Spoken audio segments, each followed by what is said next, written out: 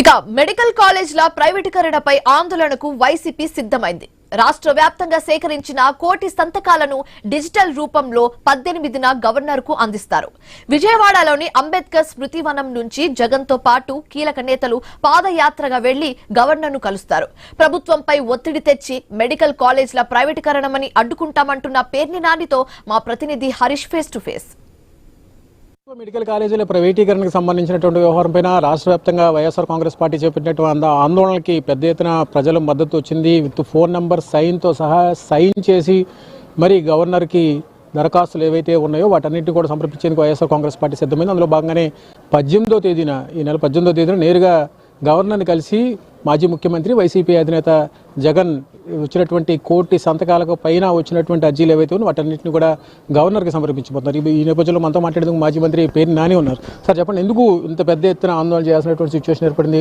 ప్రభుత్వం మీరు చేసినటువంటి ఆందోళనల వైపు నుంచి కూడా ఎటువంటి స్పందన కూడా కనిపించినటువంటి దాఖలాలు కనిపిస్తుంది. ఎలా చూడాలి దీన్ని?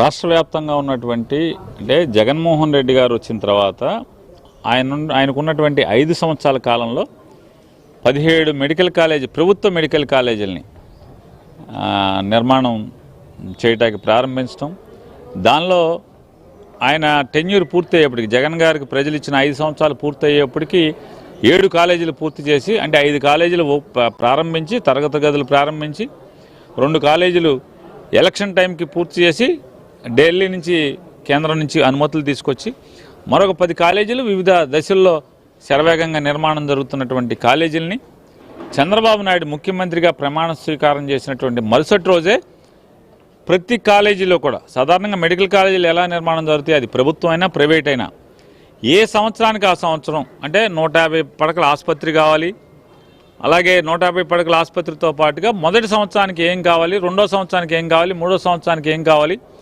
ఇలా కావలసినటువంటి వసతులన్నీ కూడా నిర్మాణం చేసుకుంటూ వెళ్తారు. ఏ సంవత్సరానికి ఆ సంవత్సరం కేంద్రం నుంచి మెడికల్ కౌన్సిల్ ఆఫ్ ఇండియా నుంచి టీం వస్తారు. వాళ్ళన్నీ చూసి అసెస్ చేసి రెండో సంవత్సరానికి పర్మిషన్ ఇవ్వచ్చు, మూడో సంవత్సరానికి పర్మిషన్ ఇవ్వచ్చు అని ప్రతి సంవత్సరం కూడా వచ్చి ఇన్స్పెక్షన్ చేసి రికమెండ్ చేస్తుంటారు. కానీ ఎక్కడా లేని విధంగా ప్రైవేట్ కాలేజీల కంటే కూడా గొప్పగా 2-3 సంవత్సరాలకు సరిపడా బిల్డింగులు, క్లాస్ రూములు సరిపడా బిల్డింగులు తయారు చేసేయటం, అలాగే హాస్టల్స్ తయారు చేసేయటం, అలాగే హాస్పిటల్ను కూడా 500 పడకలు మినిమం 500 పడకల ఆసుపత్రిని దీనికి అటాచ్ చేయటం, ప్రభుత్వ ఆసుపత్రిని చేసి ఇంత గొప్పగా చేయటం అంటే జగన్మోహన్ రెడ్డి గారు 2 లక్ష్యాలతో గవర్నమెంట్ మెడికల్ కాలేజీని ఏర్పాటు చేశాడు. ఒకటి, అందరూ ఏమనుకుంటున్నారు, పేదవాళ్ళ పిల్లల్ని 15,000కే సంవత్సరానికి 15,000 ఫీజుతో చదివించాలంటారు.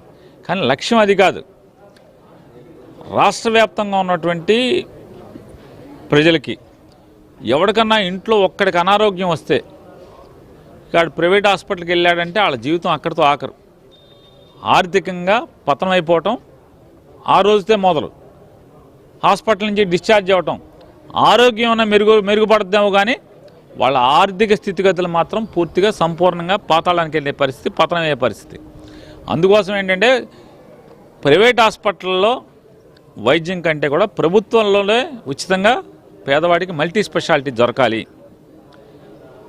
ఒక పార్లమెంట్ నియోజకవర్గానికి ఒక మెడికల్ కాలేజ్ ఏర్పాటు చేస్తే కనుక ఆ పరిసరాల్లో ఉన్నటువంటి 7 నియోజకవర్గాల్లో ఉన్నటువంటి సామాన్యులందరికీ కూడా ప్రభుత్వం మల్టీ స్పెషాలిటీ హాస్పిటల్ని ఏర్పాటు చేయడం అవుతుంది.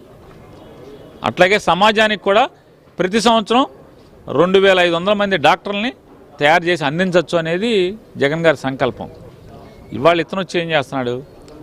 అందరూ ఏమనుకుంటున్నారు, చాలామంది మెడికల్ కాలేజ్ అంటే అక్కడికి తెలుగుదేశం కార్యకర్తలు మాట్లాడుకుంటున్నారు, జనసేన వాళ్ళు మాట్లాడుకుంటున్నారు. తప్పే ఉందండి, జగన్మోహన్ రెడ్డి గారు 40% సీట్లు డొనేషను లేకపోతే మిగతా సీట్లు ఫ్రీగా అంటున్నాడు కదా, మావాడు మొత్తానికి ఫ్రీగా ఇస్తున్నా, మొత్తం డొనేషన్ అంటున్నారు అని మాట్లాడతారు.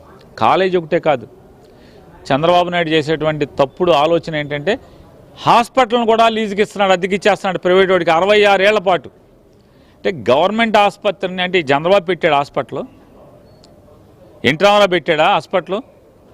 అది రాష్ట్రం ఏర్పడిన కాడి నుంచి వచ్చినటువంటి హాస్పిటల్ ఇవన్నీ కూడా ప్రజల ఆస్తులు.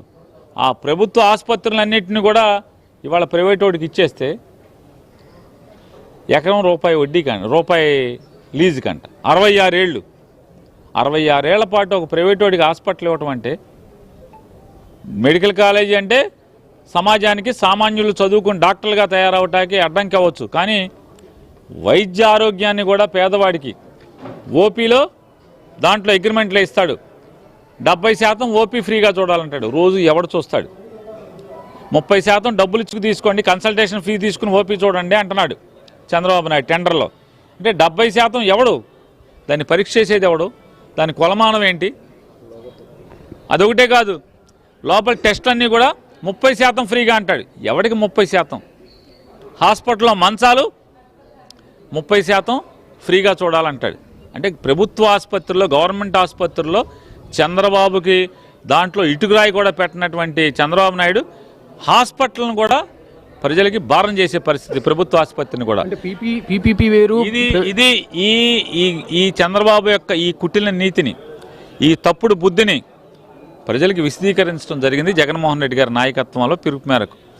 ఎప్పుడైతే ఇవన్నీ అర్థమవుతున్నాయో, అరే కాలేజీలు ఒకటే కాదురా బాబు, హాస్పిటల్ కూడా అమ్మేస్తున్నాడని చెప్పని ప్రజలకు అర్థమవుతుందో, అర్థమైనప్పుడు జనసేనోడు, బీజేపీ వాడు, టీడీపీ వాడు కూడా సంతకాలు పెడుతున్నారు. ఈ సంతకాలు ఎక్కడ కూడా మేము పెట్టుకున్నాయి కాదు, ప్రతి ఒక్కరి పేరు, సంతకం, ఫోన్ నెంబరు, అడ్రస్తో సహా రాసుకుంటున్నారు. ఒక్కొక్క అర్జీ ఒక్కొక్క మనిషికి. ఆ కోటి దాటి వచ్చినటువంటి అర్జీల్ని డిజిటలైజేషన్ చేసి అదంతా కూడా సీడీ రూపంలో ఎంతమంది, ఏ కోటి మంది ప్రజలు, ఆంధ్ర రాష్ట్ర ప్రజలు సంతకాలు పెట్టారో. ఎందుకంటే ఇది దున్నపోతు కంటే కూడా మండి జాతి అయిన దున్నపోతు. అంటే ఇక ఇది వర్షమే కాదు, అంకుశం పెట్టిన పొడిచినా కూడా చలనం లేనటువంటి గవర్నమెంట్ ఇవాళ నడుపుతుంది. రేపు 18వ తారీఖున గవర్నర్ గారు సాయంత్రం 4 గంటలకి జగన్మోహన్ రెడ్డి గారిని కలుస్తున్నారు. ఆ దాంట్లో 175 నియోజకవర్గాల నుంచి ఇన్ఛార్జీలు, వైఎస్ఆర్ కాంగ్రెస్ పార్టీ నియోజకవర్గ బాధ్యతలు చూస్తున్నటువంటి 175 మంది కానీ, లేదా రాజ్యసభ సభ్యులు కానీ, లోక్సభ సభ్యులు కానీ, ఎమ్మెల్యేలు కానీ, ఎమ్మెల్సీలు కానీ, వీరందరూ కూడా జగన్మోహన్ రెడ్డి గారి నాయకత్వంలో అంబేద్కర్ గారికి దగ్గర నుంచి గవర్నర్ గారి ఇంటి వరకు నడుచుకుంటూ వెళ్ళి, గవర్నర్ గారు చెప్పినటువంటి సంఖ్యలో లోపలికి జగన్ గారితో పాటు వెళ్ళి, అట్లాగే ఈ బాక్సుల్లో జిల్లాకు ఒక బాక్స్ని తీసుకెళ్లి గవర్నర్ గారికి చూపించడం, ఈ కోటి మంది వివరాలని గవర్నర్ గారికి అందజేసి ఇది ప్రజాగాళం అని చెప్పని దాన్ని పరిగణనలో తీసుకుని పరిశీలించి చంద్రబాబు చేస్తున్నటువంటి తప్పుడు పనిని, తనకున్నటువంటి విశేష అధికారాలను ఉపయోగించి నిలుపుదల చేయమని చెప్పని గవర్నర్ గారిని కోరటం జరుగుతుంది.